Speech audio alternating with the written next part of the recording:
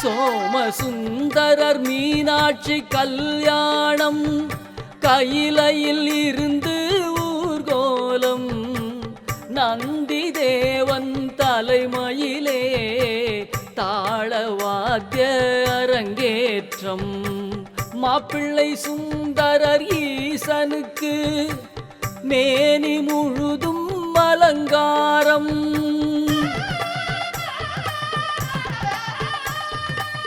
மாப்பிள்ளை சுந்தரர் ஈசனுக்கு